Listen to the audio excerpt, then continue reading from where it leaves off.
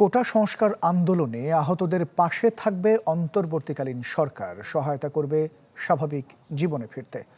Dhaka medical পরিদর্শনে গিয়ে এই তথ্য জানিয়েছেন বৈষম্য বিরোধী ছাত্র আন্দোলনের সমন্বয়করা। আশা করেন খুব শিগগিরই সুস্থ হয়ে উঠবেন বৈষম্য মোচনের আন্দোলনের সহযোদ্ধারা।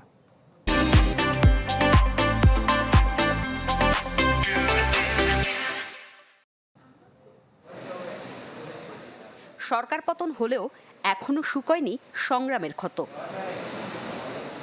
দেশের বিভিন্ন হাসপাতালে চিকিৎসাধীন শিক্ষার্থী থেকে শুরু করে নানা বয়সী। শুক্রবার দুপুরে ঢাকা মেডিকেলে ভর্তি আহতদের দেখতে যায় বৈষম্য বিরোধী ছাত্র আন্দোলন। খোঁজ নেন বিভিন্ন ওয়ার্ডে থাকা চিকিৎসাধীন শিক্ষার্থী সহ অন্যান্যদের।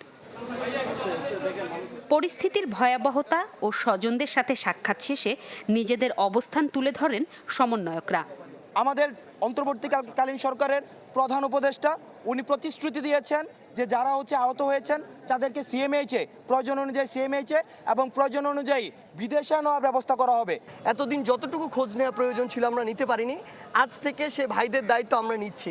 সে ভাইদের দায়িত্ব এই রাষ্ট্র নিবে, কারণ আজকে তাদের এই অবস্থা শুধুমাত্র এই রাষ্ট্র বিনির্মাণের এই যে যুদ্ধ হয়েছে সেই যুদ্ধে অংশগ্রহণ করার জন্য।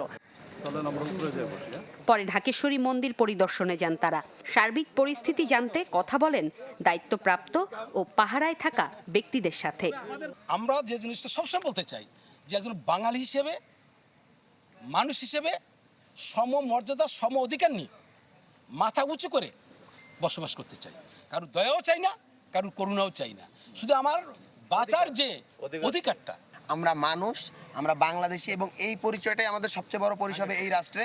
এইটাকেই আমরা লক্ষ্য করে আমরা সবকিছু করতে চাই। ফিরতি পথে ফের নতুন এক বাংলাদেশের পুনর্জন্মের বিশ্বাসটাই গেঁথে দিয়ে গেলেন সমন্বয়করা। জোমাতুল বিদা, চ্যানেল 24, ঢাকা।